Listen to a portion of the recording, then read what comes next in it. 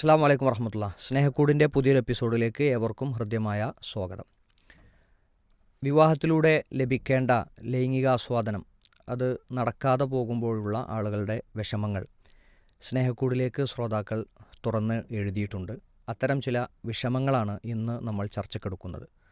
സ്നേഹക്കൂടിൻ്റെ ഓരോ എപ്പിസോഡുകളും piece radio Snehakkoodu എന്ന channel വഴിയും നമ്മൾ സംപ്രേഷണം ചെയ്യാറുണ്ട്. ഏറ്റവും കൂടുതൽ ആളുകൾ ഈ പ്രോഗ്രാം കേട്ടുകൊണ്ടിരിക്കുന്നത് പീസ് റേഡിയോ ആപ്ലിക്കേഷൻ വഴിയാണ്. പീസ് റേഡിയോ ആപ്ലിക്കേഷൻ ഇതുവരെ ഇൻസ്റ്റാൾ ചെയ്തിട്ടില്ലാത്ത ആളുകൾക്ക് പ്ലേ സ്റ്റോറിൽ നിന്നോ ആപ്പ് സ്റ്റോറിൽ നിന്നോ ആപ്പ് ഇൻസ്റ്റാൾ ചെയ്യാം. സ്നേഹക്കൂടിലേക്കും അൽ ഇജാബയിലേക്കും ലൈവ് കൗൺസിലിങ്ങിലേക്കും ഒക്കെ നമ്മുടെ സംശയങ്ങൾ അയക്കാം. കുട്ടികൾക്ക് വ്യത്യസ്ത പ്രോഗ്രാമുകളിൽ പങ്കെടുക്കാം. അങ്ങനെ ഒരുപാട് അവസരങ്ങളുള്ള നമ്മുടെ ഒരു നല്ല സുഹൃത്താണ് പീസ് റേഡിയോ എന്ന കാര്യം ഓർമ്മപ്പെടുത്തിക്കൊണ്ട് ഇന്നത്തെ എപ്പിസോഡ് നമ്മൾ ആരംഭിക്കുകയാണ്. ഇന്ന് നമ്മളോടൊപ്പം സ്നേഹക്കൂടിൽ പങ്കെടുക്കുന്നത് പീസ് റേഡിയോ ഡയറക്ടർ കൂടിയായ താജുദ്ദീൻ സ്വലാഹിയാണ്. ഇൻഷാ അല്ലാ ഏതാനും ചില സഹോദരിമാരും സഹോദരങ്ങളും അയച്ച ചില സംശയങ്ങളിലേക്ക് നമുക്ക് പോകാം. സമാനമായ കുറേ വിഷയങ്ങളുണ്ട്, പക്ഷേ ഓരോന്നിലും വ്യത്യസ്തതകൾ പലതുമുണ്ട്. ഓരോരുത്തരുടെയും അവസ്ഥകൾ വേറെ വേറെയാണ്. നമ്മളതൊന്ന് മൊത്തത്തിൽ പറയാൻ ശ്രമിക്കാം. ആദ്യം ഒരു ചോദ്യത്തിൽ നിന്ന് തുടങ്ങാം ഇൻഷാ അല്ലാ. വിവാഹം കഴിഞ്ഞിട്ട് 8 വർഷമായി, ഭർത്താവിന് സെക്സിൽ താല്പര്യമില്ല, സമാധാനമില്ല, കരഞ്ഞു മടുത്തു. കല്യാണം കഴിഞ്ഞു, ഇതിന് താല്പര്യമില്ല എന്നുള്ള വിവരം സ്വന്തം വീട്ടിൽ പറഞ്ഞപ്പോൾ ആരും ഇത് വിശ്വസിച്ചില്ല, കൂടെ നിന്നില്ല. ഭർത്താവിനോട് അവസാനം ഒരു ഭീഷണി സ്വരത്തിൽ സംസാരിക്കേണ്ടി വന്നു. കുഞ്ഞിനെ തന്നില്ല എങ്കിൽ ഇനി ഡൈവേഴ്സ് വേണ്ടിവരും എന്ന് പറഞ്ഞപ്പോഴാണ് ഒരു കുഞ്ഞിനെ കിട്ടുന്ന സാഹചര്യം ഉണ്ടായത്. ഇപ്പോൾ വർഷങ്ങൾ കഴിഞ്ഞു. ഈ വർഷങ്ങൾക്കിടയിൽ ആകെ ആ ഒരു തവണ മാത്രമാണ് സെക്സ് നടന്നത് എന്നാണ് ആ സഹോദരി പറയണത്. ഇത് എൻ്റെ നിർബന്ധത്തിന് ഡോക്ടറെ കാണിക്കാൻ വന്നു. ഡോക്ടർ പറയുന്നത് അദ്ദേഹത്തിന് കുഴപ്പമൊന്നുമില്ല എന്നാണ്, പക്ഷേ അദ്ദേഹത്തിന് ഇതിന് താല്പര്യമില്ല. ഇപ്പോൾ വീട്ടിൽ നിന്നും ഡൈവോഴ്സ് ചെയ്യാൻ ആവശ്യപ്പെടുന്നുണ്ട്. എനിക്കാണെങ്കിൽ ഇപ്പോൾ ഒഴിവാകാൻ തോന്നുന്നില്ല. എൻ്റെ കുട്ടിയുടെ ഉപ്പയല്ലേ, എനിക്കൊരു സമാധാനവും ഇല്ല, ഉറങ്ങാൻ പറ്റുന്നില്ല, എന്ത് ചെയ്യണമെന്നറിയില്ല, എന്തെങ്കിലും ഒന്ന് പറഞ്ഞു തരണം, ഇല്ലെങ്കിൽ ആത്മഹത്യ ചെയ്തു പോകും എന്ന ഭയമുണ്ട്, അത്രക്ക് വേദന മനസ്സിലുണ്ട് എന്നാണ്. യസ്സറല്ലാഹുൽ ഉമൂർ. ഈ സഹോദരിയുടെ എല്ലാ വിഷമങ്ങളും ഇതേപോലെ അനുഭവിക്കുന്നവരുടെ എല്ലാ വിഷമങ്ങൾക്കും അല്ലാഹു സുബ്ഹാനഹു വ തആല പരിഹാരം ഉണ്ടാക്കി കൊടുക്കട്ടെ. ഇത് നമുക്ക് പ്രാർത്ഥിക്കാം. ശരിക്ക് നമ്മളിപ്പം ഈ പീസ് റേഡിയോ സ്നേഹക്കൂട് അല്ലെങ്കിൽ ഫീഡ്ബാക്കിലൊക്കെ അനുഭവിക്കുന്ന ഏറ്റവും വലിയൊരു പ്രശ്നം, ചില ടെക്സ്റ്റുകളൊക്കെ വായിച്ചു കഴിഞ്ഞാൽ അത് 2-3 ദിവസം നമ്മളിങ്ങനെ വേട്ടയാടിക്കൊണ്ടിരിക്കും. നമ്മൾ അൽഹംദുലില്ലാഹ് പറയുമ്പോഴും കുറേ അത്രയും ആഴത്തിലുള്ള പ്രതിസന്ധികൾ അനുഭവിക്കുന്ന ഒരാളോട് പോലും പറയാനില്ലാത്ത കുറേ മനുഷ്യർ എന്ന രീതിയിലൊരു പ്രധാന കാര്യമാണ്. അപ്പോൾ ഇന്നത്തെ എപ്പിസോഡ് കുറച്ചുകൂടി നമ്മൾ ചിലപ്പോൾ സംസാരിച്ച് വരുമ്പോൾ കുറച്ചും കൂടി മനുഷ്യൻ്റെ സ്വകാര്യ ജീവിതമൊക്കെ ആയിട്ട് ബന്ധപ്പെട്ട ഏരിയകൾ വരും. അപ്പോൾ അത് മക്കളൊക്കെ ഒന്നിച്ച് യാത്രയിലോ അല്ലെങ്കിൽ വീട്ടിലൊക്കെ കേൾക്കുന്ന ആളുകളുണ്ടെങ്കിൽ നിങ്ങളുടെ ഒരു പേഴ്സണൽ കേൾവിയിലേക്ക് ഇതിനെ കൊണ്ടുപോകലായിരിക്കും നല്ലത്. ചില ആളുകൾക്ക് അത് അങ്ങനെ തന്നെ അവരുടെ ചെറിയൊരു പ്രസൻസ് പോലും ഇതിൽ ഭയങ്കര പ്രശ്നമായി ഫീൽ ചെയ്യണ ആളുകളുണ്ടാകും. ഒരടുക്കളയിൽ ഒന്നിച്ച് കേൾക്കണ, പിന്നെ ഒരു വീട്ടിൽ ഒന്നിച്ച് ബോക്സ് ഇട്ട് കേൾക്കുന്ന ആളുകളൊക്കെ നമുക്ക് റേഡിയോ ശ്രോതാക്കളുണ്ട്. യൂട്യൂബിൽ പൊതുവേ അങ്ങനെ ഉണ്ടാവില്ല. യൂട്യൂബ് ഓരോരുത്തർ അവരുടെ പ്രൈവറ്റ് സ്പേസിലായിരിക്കും കേൾക്കുന്നുണ്ടാവുക. അപ്പോൾ ഇതിൽ ഒരു വിഷയം, മനുഷ്യനെ സംബന്ധിച്ചിടത്തോളം ഇങ്ങനത്തെ ഒരു ലൈംഗികത എന്നത് ശേഷിയില്ലാത്തവരും ആവശ്യമില്ലാത്തവരായ ആൾക്കാരുണ്ടാവും. അവരുടെ കാര്യത്തിൽ നമുക്ക് പ്രത്യേകിച്ചൊന്നും ചെയ്യാനൊന്നുമില്ല. ഇപ്പോൾ ഒരു പക്ഷേ മെഡിക്കേഷൻ വഴി പോലും അത്തരം കാര്യങ്ങൾ ലഭിക്കാത്തവരുണ്ടാകും. എന്നാലൊരു പ്രായം മുതൽ വിവാഹത്തിന് ഇങ്ങനെ കുടുംബം ഭയങ്കരമായി നിർബന്ധിക്കുന്നത് കൊണ്ട് വിവാഹം കഴിക്കും. ആ വിവാഹം കഴിക്കുമ്പോൾ അയാൾക്കറിയാം അയാൾക്ക് അങ്ങനെ ഒരു പെണ്ണിൻ്റെ ആവശ്യമില്ല. അയാൾക്കൊരു പെണ്ണിനോട് അട്രാക്ഷൻ തോന്നാവുന്ന അല്ലെങ്കിൽ സെക്സ് നിർവഹിക്കാവുന്ന സാഹചര്യങ്ങളില്ല. അത് പല കാരണങ്ങൾ കൊണ്ടും വരാം. നമ്മളെ കാരണങ്ങളിലേക്ക് പോകണില്ല. എന്തായാലും നമുക്ക് ചെറുപ്പക്കാരോട് പറയാനുള്ളത്, നിങ്ങൾക്ക് അങ്ങനത്തെ ഒരു സാഹചര്യം ഉണ്ടെങ്കിൽ നിങ്ങൾ കല്യാണം കഴിക്കരുത്. ഒരു കാരണവശാലും കല്യാണം കഴിക്കരുത്. അതൊരാളെ കൊല്ലണതിന് തുല്യമാണ്. ഒരാളുടെ ജീവിതമാണ് നമ്മൾ ഇല്ലാതാക്കുന്നത്. നിങ്ങളെ ആ പെണ്ണിനെ കല്യാണം കഴിക്കുന്നതോടുകൂടെ നിങ്ങളല്ലാത്ത മറ്റൊരു പുരുഷനെ നോക്കാനോ തൊടാനോ സ്പർശിക്കാനോ സമീപിക്കാനോ ഒന്നും അവളെ സംബന്ധിച്ചിടത്തോളം പറ്റില്ല. അപ്പോൾ അതൊരു വലിയ അക്രമമാണ്. അതൊരു കാരണവശാലും ഉണ്ടാകാൻ പാടില്ല എന്ന് ഞാൻ പ്രത്യേകം ഉണർത്തുകയാണ്.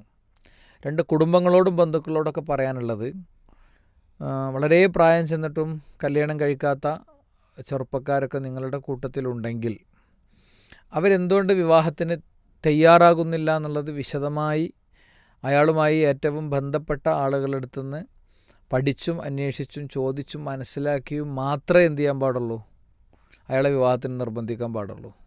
കാരണം കുടുംബ സംവിധാനം അനുസരിച്ച് വാപ്പ, മൂത്താപ്പ, എളാപ്പ, ജ്യേഷ്ഠൻ, അനിയൻ, ഉമ്മ, പെങ്ങൾ ഇവരുടെയൊക്കെ ഒരു സമ്മർദ്ദത്തിൻ്റെ നടുക്കെ വിവാഹം ആവശ്യമില്ലാത്തൊരു വ്യക്തി, അങ്ങനത്തെ ഒരു വിഭാഗമുണ്ട്.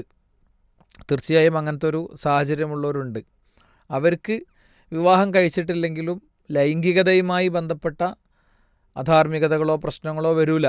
അവരുടെ സംരക്ഷണം മാത്രമായിരിക്കും ഒരു പ്രശ്നമായിട്ടുണ്ടാകും പ്രായമാകുമ്പോൾ. അത് വേറെ തന്നെ ഒരു കേസാണല്ലോ. അതിനുവേണ്ടി ഒരു പെൺകുട്ടീനെ നമ്മൾ നശിപ്പിക്കാൻ പാടില്ല എന്നുള്ളത് വളരെ ക്ലാരിറ്റിയിൽ വളരെ കൃത്യതയോടുകൂടെ പറയാൻ നമ്മൾ ആഗ്രഹിക്കുകയാണ്.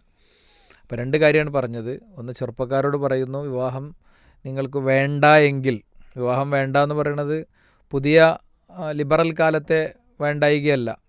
പല പല സ്ത്രീകളെടുത്തും പല പല സെക്ഷുവൽ ഇൻ്റർകോഴ്സസ് മെത്തേഡുകളും ഒക്കെ ഇങ്ങനെ ആസ്വദിച്ച് നടക്കണ, പിന്നെ ലിവിങ് ടുഗദർ പോലെയൊക്കെയുള്ള കാരണം കൊണ്ട് വേണ്ട എന്നല്ല, മറിച്ച് ഫിസിക്കലി നിങ്ങൾക്ക് അങ്ങനത്തെ ഒരു ആവശ്യമല്ല, മെൻ്റലി നിങ്ങൾക്ക് അങ്ങനത്തെ ഒരു ആവശ്യമില്ലെങ്കിൽ പിന്നീട് എന്ത് ചെയ്യരുത്, വിവാഹം വേണ്ട, എനിക്ക് എൻ്റെ സാഹചര്യം എങ്ങനെയാണ് എന്നത് തുറന്ന് പറഞ്ഞാൽ മതി. നിങ്ങൾക്ക് ഏറ്റവും പറയാവുന്ന ഒരാളോട് പറഞ്ഞാൽ അവർ ബാക്കിയുള്ളവരോട് അത് സംസാരിച്ചോളും. 2, വളരെ വിവാഹം വൈകിയ വ്യക്തികൾ കാരണങ്ങളില്ലാതെ വൈകുന്നതാണെങ്കിൽ കല്യാണം കഴിക്കാൻ അവരെ നിർബന്ധിക്കുന്നതോടൊപ്പം തന്നെ അവർ എന്തുകൊണ്ട് കഴിക്കുന്നില്ല എന്നതിൻ്റെ കാരണങ്ങളെ കൂടി വിശകലനം ചെയ്തെടുക്കണം. 3ാമത്തെ കാര്യം രക്ഷിതാക്കളോടാണ്, പെൺകുട്ടികളുടെ രക്ഷിതാക്കളോടാണ്. പെൺകുട്ടികൾ വളരെ ജെന്യൂനായിട്ടുള്ള പ്രശ്നങ്ങൾ പറഞ്ഞാൽ വേഗം, അതൊക്കെ അങ്ങനെ തന്നെ ഇക്കാരം, അതായത് ഒരു പ്രത്യേക ജനറേഷൻ അങ്ങനെ ജീവിച്ചവരാണ്, വേറെ നിർവാഹമൊന്നുമില്ല. അതുകൊണ്ട് അവരുടെ പാരൻസൊക്കെ രക്ഷിതാക്കളൊക്കെ കൊടുത്ത മറുപടി അതാണ്. വളരെ ജെന്യൂനായിട്ടുള്ള വളരെ കൃത്യമായിട്ടുള്ള തടസ്സങ്ങൾ പറഞ്ഞാൽ അവിടുത്തെ അമ്മ കുറച്ച് പ്രശ്നമാണ്, അല്ലെങ്കിൽ അങ്ങനത്തെ വിഷയങ്ങളൊന്നല്ല ഞാൻ ഉദ്ദേശിച്ച്, ലഹരി പോലെ ലൈംഗികത പോലെ ഒക്കെയുള്ള വിഷയങ്ങൾ പറഞ്ഞാൽ അത് പരിശോധിച്ച് പഠിച്ച് അതിൽ വ്യക്തത വരുത്തി അവരെ അതിന് സഹായിച്ച് വേണം മുന്നോട്ട് പോകാൻ. ഏത് വിഷയം പറഞ്ഞാലും, മക്കൾ ഏത് വിഷയം പറഞ്ഞാലും അത് കാതിലേക്ക് എടുക്കണം. ചിലത് നമ്മൾ കാതിലേക്ക് എടുക്കുന്നു എന്ന് അവർക്ക് തോന്നിയിട്ട് എടുക്കണം. ചിലത് അവർ പറയുമ്പോൾ നമ്മൾ കാതിലേക്ക് എടുക്കണില്ല എന്ന് തോന്നാതെ നമ്മൾ എടുക്കണം. മനസ്സിലായില്ലേ? ഇതൊക്കെ ഇതിനൊക്കെയുള്ള തിരിച്ചറിവും വിവേകമൊക്കെ രക്ഷിതാക്കൾക്ക് വേണം. അപ്പോൾ പല കാര്യത്തിലും നമ്മൾ ആളുകളെ സഹായത്തിന് വിളിക്കും, തേങ്ങടാൻ വിളിക്കും, വീട് പണിക്ക് വിളിക്കും, ഓട്ടോറിക്ഷ ഡ്രൈവറെ ഒരു സ്ഥലത്ത് കൊണ്ടേക്കാൻ വിളിക്കും എന്ന് പറഞ്ഞ പോലെ മക്കളുടെ ഇങ്ങനത്തെ പ്രശ്നങ്ങളിൽ പലപ്പോഴും രക്ഷിതാക്കൾക്ക് സംഭവിക്കുന്ന ഒരു വീഴ്ച എന്ന് പറയുന്നത് ഇതിവരെ ഒറ്റയ്ക്ക് ഡീൽ ചെയ്യാൻ വേണ്ടി ശ്രമിക്കും. ഇത് ആരും അറിയേണ്ട എന്നുള്ളൊരു ഒരു ഫ്രെയിമിലാണ് ഇതൊക്കെ വർക്കൗട്ടാകുക. അവസാനം ഇതൊക്കെ കയ്യിൽ നിന്ന് പോയിട്ടാണ്. ഇപ്പോൾ അന്നാ കുട്ടി ആവശ്യപ്പെട്ടു, അന്നവർ സമ്മതിച്ചില്ല. ഇപ്പോൾ അവർക്ക് ബോധ്യപ്പെട്ടു, അപ്പോൾ ആ കുട്ടിക്ക് ഒരു കുഞ്ഞിനെ കിട്ടിയിട്ടുണ്ട്, അതുകൊണ്ടുള്ള പ്രശ്നങ്ങളുണ്ട്. അപ്പോൾ ആ രീതിയിൽ നമ്മളിതിനെ കാണണം എന്ന് നമ്മൾ പ്രത്യേകിച്ച് പറയണം. ഇനിയുള്ള കാലത്ത് ഇതിൻ്റെയൊക്കെ അളവ് വളരെ കൂടാൻ സാധ്യതയുണ്ട്. കാരണം മനുഷ്യൻ്റെ സെക്സും ജെൻഡറും ഒക്കെ ആയിട്ട് ബന്ധപ്പെട്ട ചർച്ച സമൂഹത്തിൽ വളരെ ശക്തമാണ്. ആണിനെപ്പോൾ വേണമെങ്കിലും പെണ്ണാകാം, പെണ്ണിനെപ്പോൾ വേണമെങ്കിലും ആണാകാം. ആണിനോടാണ് താല്പര്യം എന്ന് പറയുന്ന ആണുങ്ങൾ, പെണ്ണിനോടാണ് താല്പര്യം എന്ന് പറയുന്ന പെണ്ണുങ്ങൾ, രണ്ടും ബൈസെക്ഷലാണ്, രണ്ടിനോടും പറ്റും എന്ന് പറയുന്ന സംഗതികൾ. ഇത് ഇവിടുത്തെ രാത്രി ചർച്ച മുതൽ ബിഗ് സ്ക്രീൻ സിനിമ വരെയുള്ള ലോകത്തും ആക്ടിവിസ്റ്റുകളും അതേപോലെ പിന്നെ ഷോർട്സും റീൽസും ഒക്കെ ഇതിങ്ങനെ പറഞ്ഞു വരുമ്പോൾ ഇതിനൊക്കെ മഹത്വവൽക്കരിക്കുന്ന സിനിമകളും കാര്യങ്ങളൊക്കെ വരുമ്പോൾ ഇതൊക്കെ കൂടുതലുണ്ടാവാനുള്ള സാധ്യത ഉണ്ട്. അതുകൊണ്ട് ഇത്തരം കെണികളിലൊന്നും മക്കൾ പെടാതിരിക്കാനുള്ള വിദ്യാഭ്യാസവും കൂടി നേരത്തെ തന്നെ രക്ഷിതാക്കൾ കൊടുക്കുക എന്നുള്ളത് പ്രധാനമാണ്. പോയിൻ്റ് നമ്പർ 4 പെൺകുട്ടികളോടാണ് പറയാനുള്ളത്. നിങ്ങൾക്ക് അങ്ങനത്തെ ഒരു പ്രശ്നം വന്നു കഴിഞ്ഞാൽ അതിപ്പോൾ ശരിയായിക്കോളും, നാളെ ശരിയായിക്കോളും, മറ്റന്നാൾ ശരിയായിക്കോളും എന്ന് പറഞ്ഞാൽ നിൽക്കരുത്. ഒരു കാരണവശാലും നിൽക്കരുത്. വാപ്പാക്ക് ഒരു അറ്റാക്ക് കഴിഞ്ഞതാണ്, ഉമ്മാക്കൊരു സ്ട്രോക്ക് കഴിഞ്ഞതാണ്, ഇതൊന്നും ഇവിടുത്തെ വിഷയമല്ല. വാപ്പയും ഉമ്മയൊക്കെ ജീവിക്കും, മരിക്കും, ഒക്കെ പോകും. നിങ്ങളെ ലൈഫ് നേരിടേണ്ടി വരും. അപ്പോൾ ഈ സ്ട്രോക്ക് ബാധിച്ച അമ്മാനോടും അറ്റാക്ക് വന്ന വാപ്പാനോടും തന്നെ പോയി പറയേണ്ടതില്ല. ഭൂമിയിൽ നിങ്ങൾക്കൊരു വിശ്വസ്തമായി കാര്യങ്ങൾ കൈകാര്യം ചെയ്യാൻ പറ്റുന്ന ഒരാളെങ്കിലും ഉണ്ടാകും, അതില്ല എന്ന് പറയരുത്, അതുണ്ട്. ഇനി അങ്ങനെ ഒരാളെ തേടിപ്പോയിട്ട് പിന്നെ അവസാനം അയാളുമായിട്ട് അവിഹിതത്തിലേക്ക് പോകുന്ന നിലക്കുള്ള വ്യക്തികളെ സെലക്ട് ചെയ്യുകയും ചെയ്യരുത്. മതത്തിൻ്റെയും വിശ്വാസത്തിൻ്റെയും നിലപാടിൻ്റെയും സുതാര്യതയുടെയും ഒക്കെ ഒരു സാഹചര്യത്തിൽ നിന്നുകൊണ്ട് നിങ്ങളെ ശരിയായ രീതിയിൽ ഗൈഡ് ചെയ്യാവുന്ന വ്യക്തികളെയാണ് നിങ്ങൾ എന്ത് ചെയ്യേണ്ടത്, തിരഞ്ഞെടുക്കേണ്ടത്. പീസ് റേഡിയോ ആ നിലക്ക് ധാരാളം ആളുകൾ ഉപയോഗിച്ചു വരുന്നു. നിങ്ങൾക്കും ഉപയോഗിക്കാം.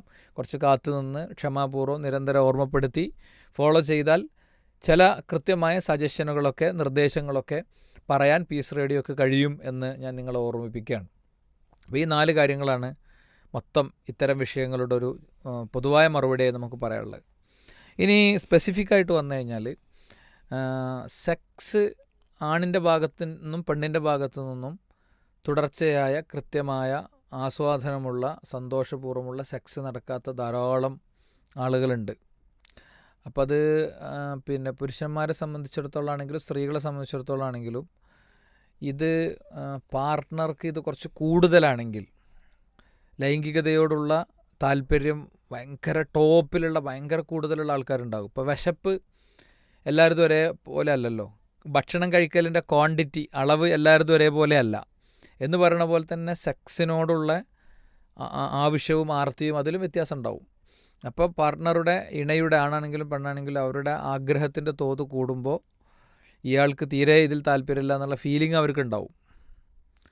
അതല്ലെങ്കിൽ ഇയാൾക്ക് എന്തെങ്കിലും പരിമിതികളുണ്ടാകും.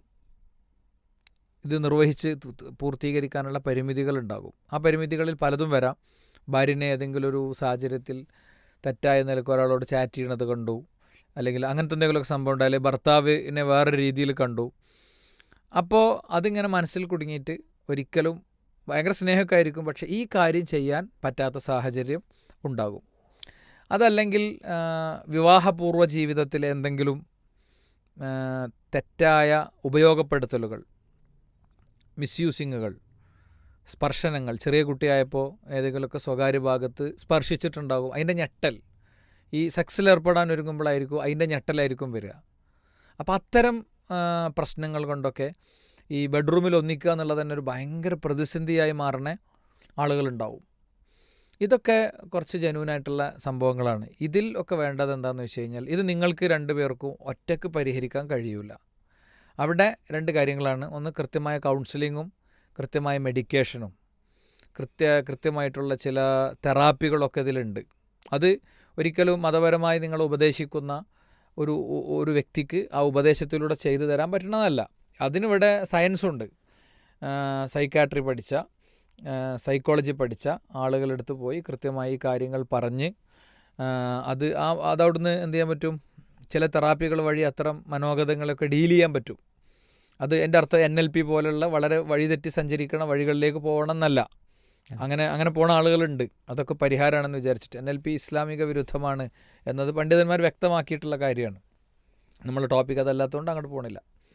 അപ്പം ആ നിലക്ക് ഇപ്പോൾ ദീർഘമായ 8 വർഷം എന്നൊക്കെ പറയുമ്പോൾ അവർക്ക് കുഞ്ഞുണ്ടായി എന്ന് പറയുമ്പോൾ തന്നെ വളരെ ക്ലിയറാണ് കാര്യം. അയാൾക്ക് കുഞ്ഞിനെ കൊടുക്കാവുന്ന വിധമുള്ള ഒരു ലൈംഗികതയുടെ അന്തരീക്ഷമുണ്ട്.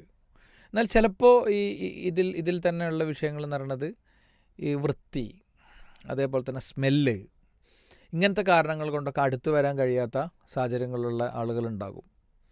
അപ്പം അവിടെയൊക്കെ ഉള്ളൊരു പ്രശ്നം എന്ന് പറയുന്നത്, ഇത് നമ്മളൊരു കിണറ്റിൽ വീണാൽ ആ കിണറ്റിൽ നിന്ന് നമുക്ക് ഒറ്റയ്ക്ക് കയറി രക്ഷപ്പെടാറുള്ളത് ഭയങ്കര പ്രയാസമുള്ളൊരു കാര്യമാണ്. എത്ര ആരോഗ്യവാനാണെങ്കിലും എത്ര നല്ല തെങ്ങുകയറ്റക്കാരനാണെങ്കിലും ആ കിണറ്റിൽ നിന്ന് ഇങ്ങോട്ട് കയറി പോരാൻ എന്ത് ചെയ്യണം, ഒരു തേർഡ് പാർട്ടി സപ്പോർട്ട് ആവശ്യമുണ്ട്.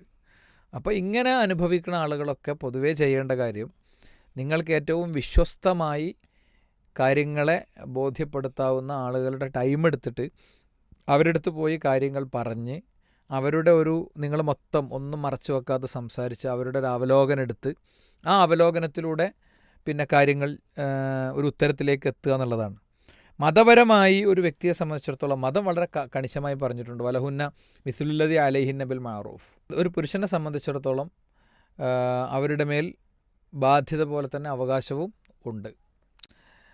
കൃത്യമായി സ്ത്രീക്ക് അവകാശങ്ങളുണ്ട് പുരുഷൻ്റെ അടുത്തുനിന്ന്, പുരുഷന് തിരിച്ചുമുണ്ട്.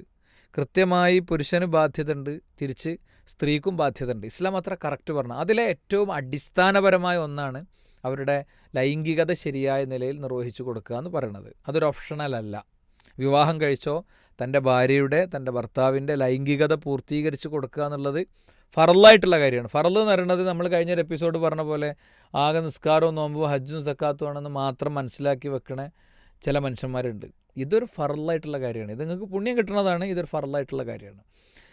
റസൂലുള്ളാഹി സ്വല്ലല്ലാഹു അലൈഹി വസല്ലം അതുകൊണ്ട് തന്നെയാണ് പറഞ്ഞത്, സ്വന്തം ഭർത്താവിന് ബെഡ് വിലക്കിക്കൊണ്ട്, സ്വന്തം ഭർത്താവിന് ലൈംഗികത വിലക്കിക്കൊണ്ടൊരു പെണ്ണുറങ്ങിയാൽ പുലരുവോളം മലക്കുകൾ അവർക്കെതിരിൽ ശാപപ്രാർത്ഥന നടത്തും എന്ന് റസൂലുള്ളാഹി സ്വല്ലല്ലാഹു അലൈഹി വസല്ലം പറഞ്ഞത് അതുകൊണ്ട് തന്നെയാണ്.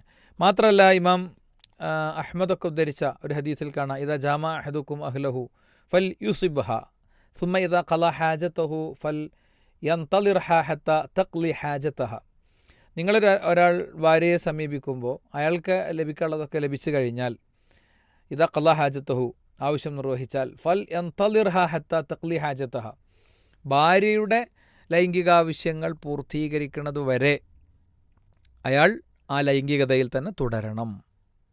നിങ്ങളൊരിക്കലും, പ്രവാചകൻ സല്ലല്ലാഹു അലൈഹി വസല്ലം ഒരു വാചകവും കൂടി പറഞ്ഞു, നിങ്ങളൊരിക്കലും മൃഗങ്ങളെപ്പോലെ ആകരുത് എന്ന് റസൂലുള്ള പറഞ്ഞിട്ടുണ്ട്. എന്താ? ലാ യഖഅന്ന അഹദുക്കും അല അഹ്ലിഹി കൽ ബഹീമ വലാകിൻ ലിയകുൻ ബൈനകും വ ബൈനഹുന്ന റസൂലുൻ. നിങ്ങളൊരിക്കലും ഒരു മൃഗത്തെപ്പോലെ ചാടിപ്പോകരുത്. മൃഗങ്ങൾ അവരുടെ കാര്യം നിർവഹിക്കുന്നു, പോകുന്നു. വല്ല കോഴിയോ വല്ല ആടോ പശുവോ ഒക്കെ നമ്മളെ നിത്യജീവിതത്തിലെ കാഴ്ചയിൽ കാണുന്നതാണ്. അതേപോലെ ആകരുത്. വല്യക്കുൻ ബൈനക്കും വ ബൈനഹുന്ന റസൂലുൻ. നിങ്ങൾക്കും നിങ്ങളുടെ ഭാര്യയ്ക്കും ഇടയിലുള്ള സെക്സിന് മുമ്പ് ഒരു റസൂല് വേണം, ഒരു ദൂതനെ നിങ്ങൾ പറഞ്ഞയക്കണം. അപ്പോൾ സ്വഹാബത്ത് കൗതുകത്തോട് ചോദിച്ചു, വമർ റസൂലു യാ റസൂലല്ലാഹ്, നബിയെ എന്താണ് ദൂതൻ എന്നതുകൊണ്ട് അങ്ങ് ഉദ്ദേശിച്ചത്? പ്രവാചകൻ പറഞ്ഞു, അൽ ഖുബുലതു വൽ ഖലാം, ചുംബനവും സംസാരവുമാണ്.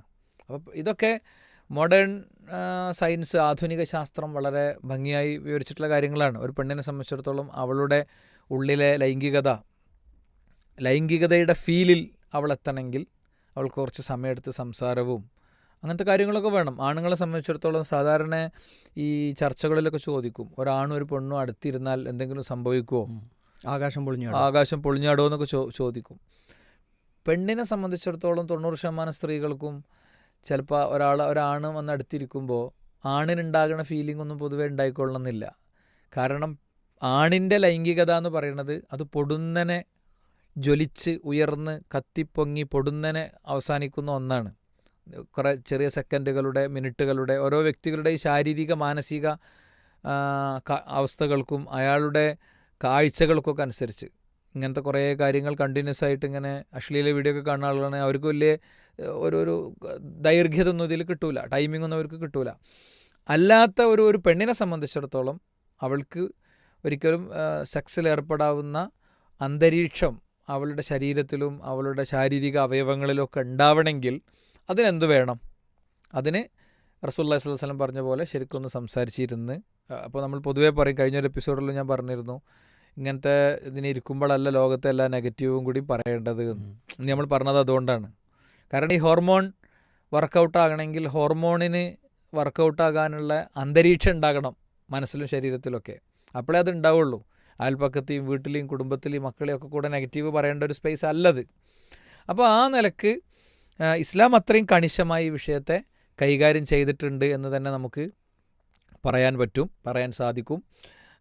അപ്പോൾ പുരുഷനെ സംബന്ധിച്ചിടത്തോളം ഇത് ഒരു അടിസ്ഥാന ബാധ്യതയായി, സ്ത്രീയെ സംബന്ധിച്ചിടത്തോളം അടിസ്ഥാന ബാധ്യതയായി പഠിപ്പിച്ചിട്ടുണ്ട്.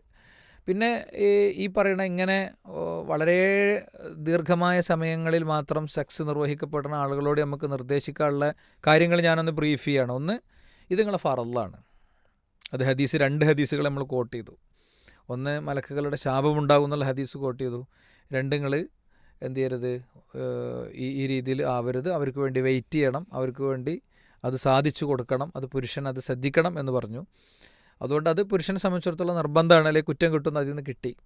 പിന്നെ ഉദാഹരണ സഹിതം പറഞ്ഞു, ഒരിക്കലും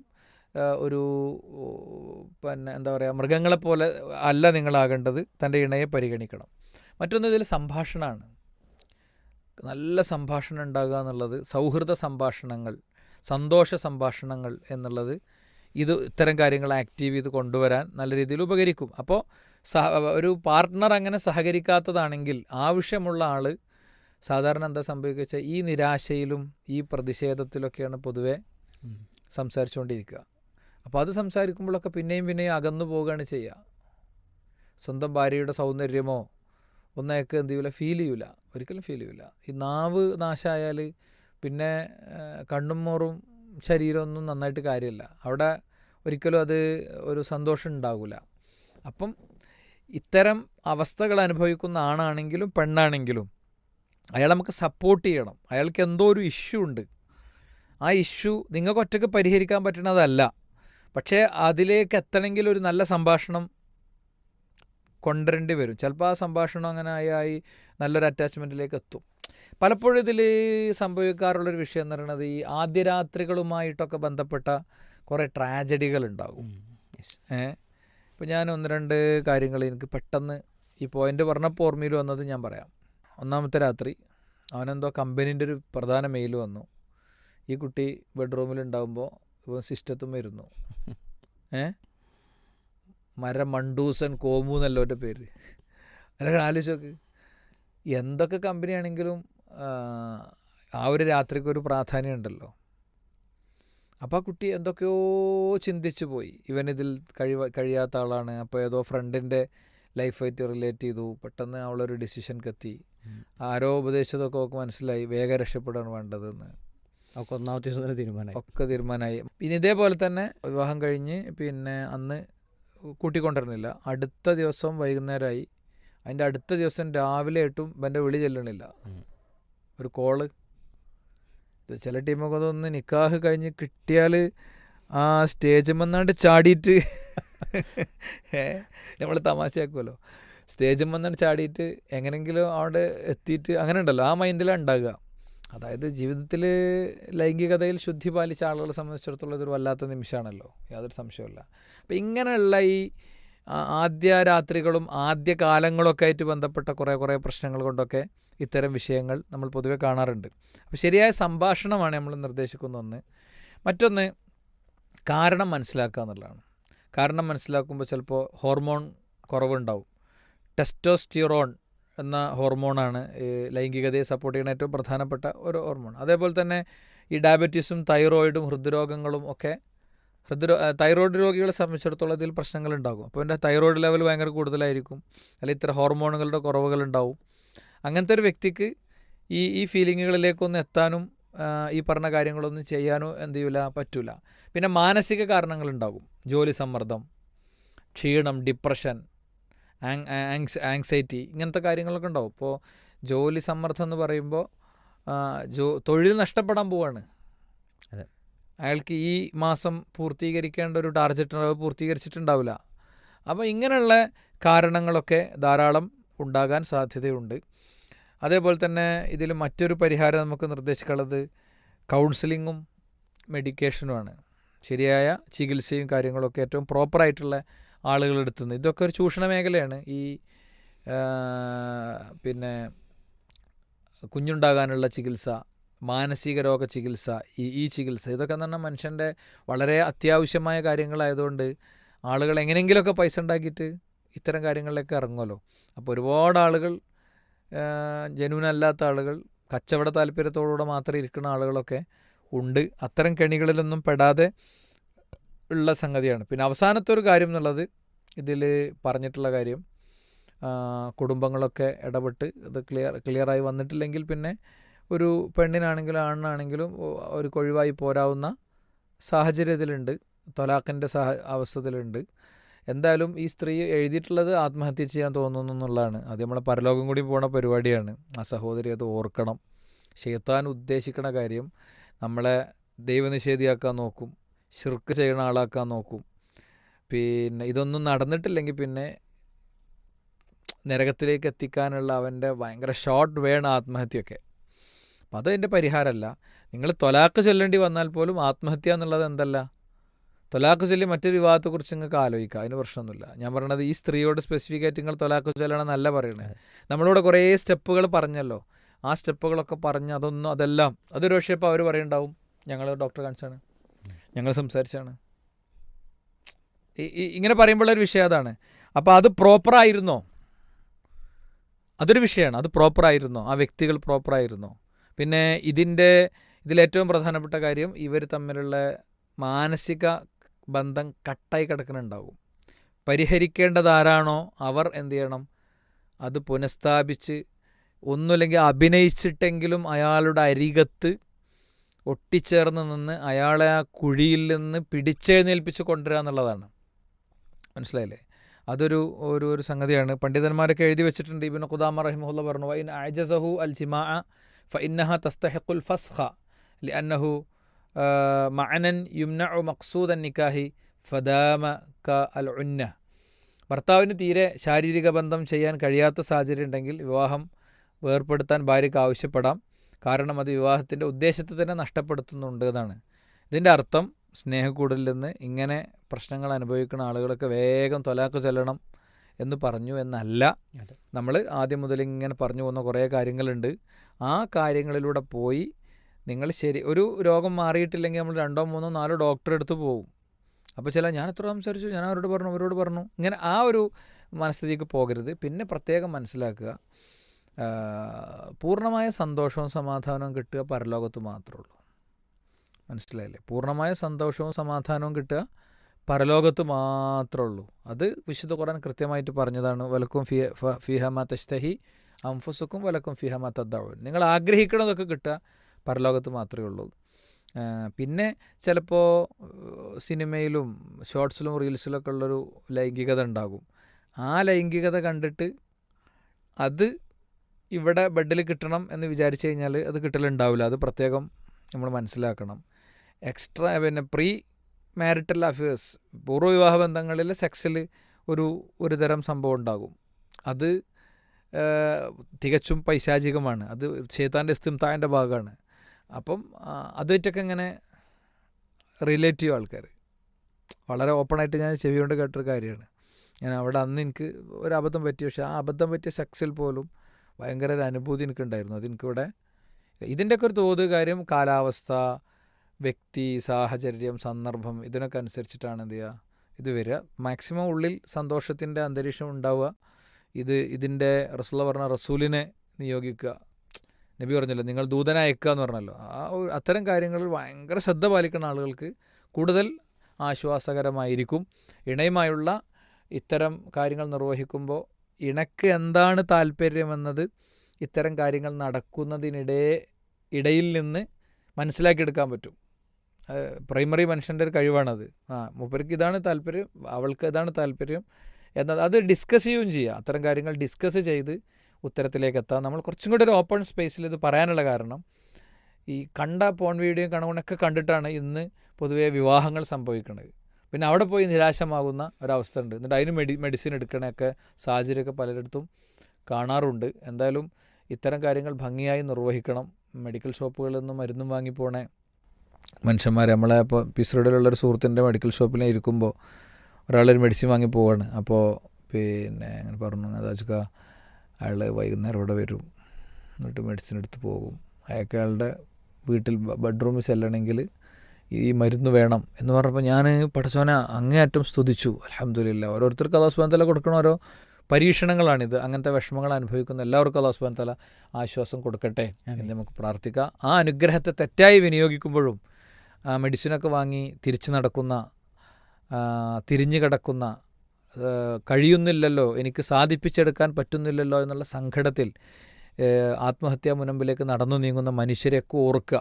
സെൽഫായിട്ട് ചെയ്യുമ്പോഴും ഇല്ലീഗലായിട്ട് ചെയ്യുമ്പോഴൊക്കെ അത് ഓർക്കണമെന്ന് കൂടി പറയണം. ഇത് ഒരു സഹോദരിയുടെ ചോദ്യമാണെങ്കിൽ അതേപോലെ തന്നെ ഒരു സഹോദരൻ്റെ മറ്റൊരു സംശയം ഇതിൽ വന്നിട്ടുള്ളത്, ഞാൻ ഭാര്യയുമായി ശാരീരിക ബന്ധം നടത്തിയിട്ട് വർഷങ്ങൾ കഴിഞ്ഞു. ഭാര്യ സുഖമില്ലാത്തയാളാണ്. ഭാര്യയ്ക്ക് എന്താണ് സുഖമില്ലാതെ ഉള്ള കാരണങ്ങളും ഇതിൽ പറയുന്നുണ്ട്, നമ്മളത് പ്രത്യേകം പറയണില്ല. ഇപ്പോൾ ഒരു നടക്കാവുന്നൊരു സാഹചര്യം മാത്രമേ ആയിട്ടുള്ളൂ. അത്യാവശ്യം സ്വന്തം ജോലികൾ മാത്രമേ ചെയ്യാൻ കഴിയുള്ളൂ. അവൾക്ക് താല്പര്യമില്ല. ഞാൻ എന്താണ് ചെയ്യേണ്ടത്? അവൾക്ക് ഡോക്ടറെ കാണിക്കാൻ മടിയുമാണ്. ഇതിൽ ഈ ലാസ്റ്റ് വേർഡാണ് ഞാനൊന്ന് പ്രത്യേകം എടുക്കുന്നത്. പലപ്പോഴും ഈ ലൈംഗികത നിർവഹിക്കുന്നിടത്ത് ലൈംഗിക അവയവങ്ങളുടെ പരിമിതികൾ, അതിൻ്റെ രോഗങ്ങൾ, ഇങ്ങനത്തെ ചില വിഷയങ്ങളൊക്കെ ഉണ്ടാകും. ഇത്തരം വിഷയങ്ങളൊക്കെ ഡോക്ടറെ കാണേണ്ടതും ചികിത്സിക്കേണ്ടതൊക്കെ ആയിരിക്കും. അതിൻ്റെ പേരിൽ ഭയങ്കര നാണം, ഭയങ്കര ചമ്മൽ, എന്നിട്ട് ജീവിതം ഇങ്ങനെ അനുഭവിച്ചു പോണ കുറേ ആൾക്കാർ കാണാം. ചെറിയ ചെറിയ മെഡിസിൻസൊക്കെ എടുത്തു കഴിഞ്ഞാൽ പിന്നീട് അത് മെഡിസിൻ എടുക്കാതെ തന്നെ നോർമലായി പോകുന്ന, വളരെ നോർമലായി പോകുന്ന പിന്നെ അവസ്ഥയിലേക്കൊക്കെ എത്തും.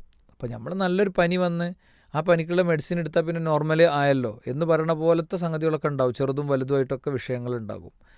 ഇതിലൊക്കെ ആവശ്യമില്ലാതെ വാശി പിടിച്ച് ജീവിതം നശിപ്പിക്കുന്ന കുറേ ആൾക്കാരുണ്ട്. കുറ്റം കിട്ടും, 100% പഠിച്ചവരുടെ ശിക്ഷ കിട്ടും. കാരണം സ്വന്തം ഇണ ഇതിൻ്റെ പേരിൽ ഒരുപാട് അനുഭവിക്കുന്നുണ്ട്.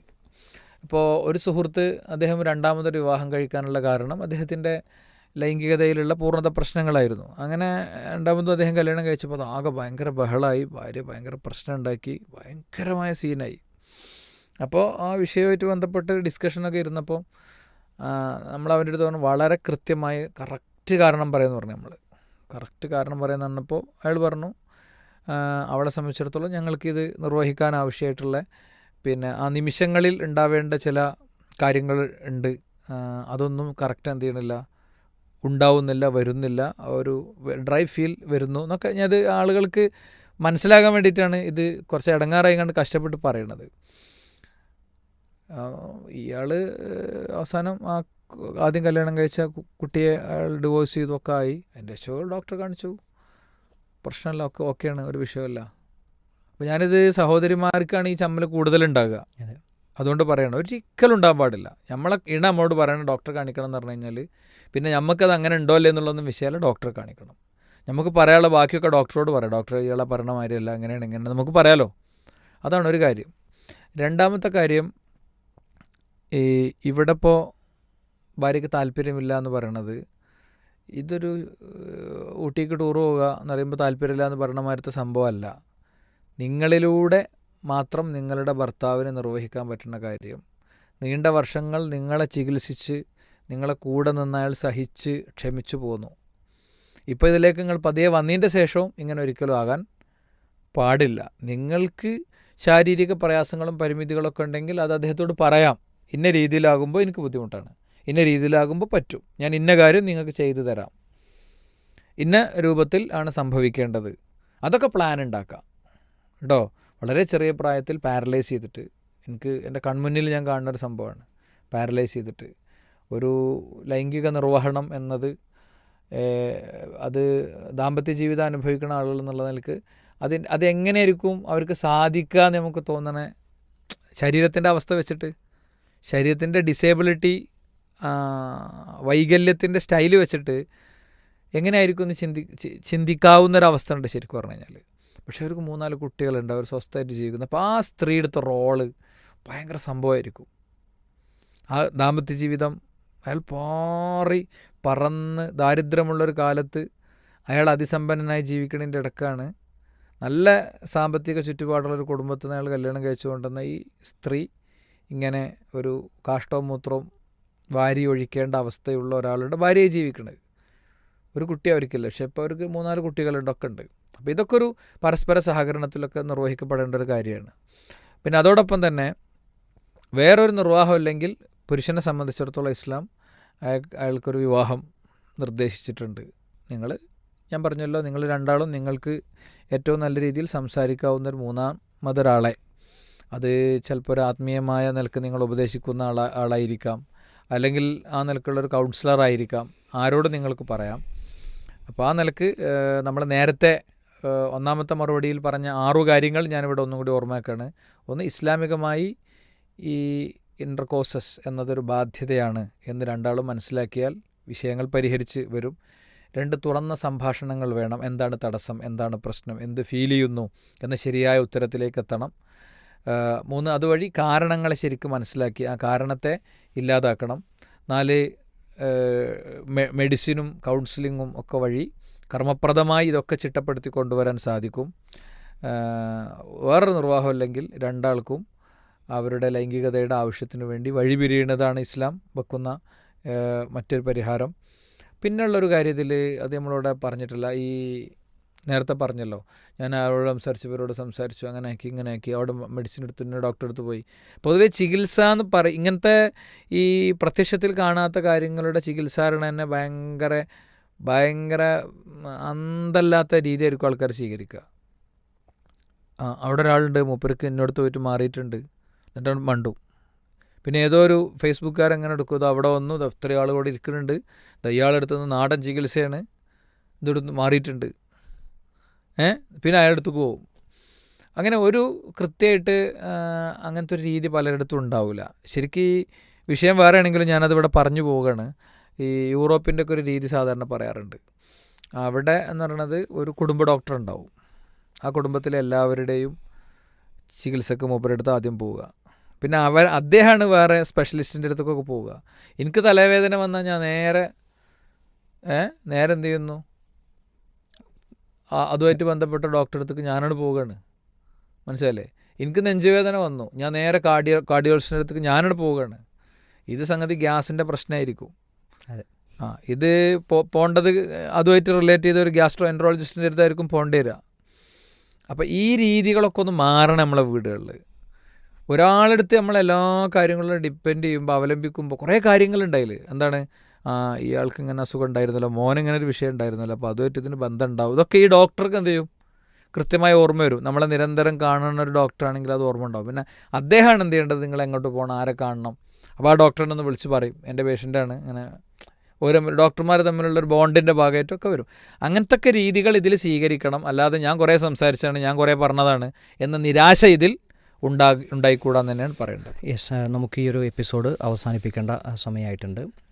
ഒരിക്കലും ഇതൊരു പരിഹരിക്കാൻ സാധിക്കാത്ത പ്രശ്നമാണ് എന്ന് ഭാര്യയോ ഭർത്താവോ വിചാരിക്കരുത്. ഇസ്ലാമിൽ അതിന് കൃത്യമായ പരിഹാരമുണ്ട്. അത് ഭാര്യക്കാണെങ്കിലും ഭർത്താവിനാണെങ്കിലും അത് ഈ ഒരു ജീവിതത്തിൽ തന്നെ, ഭൗതിക ജീവിതത്തിൽ തന്നെ സന്തോഷം തിരിച്ചു കിട്ടാവുന്ന രൂപത്തിലുള്ള പരിഹാരങ്ങളുണ്ട്.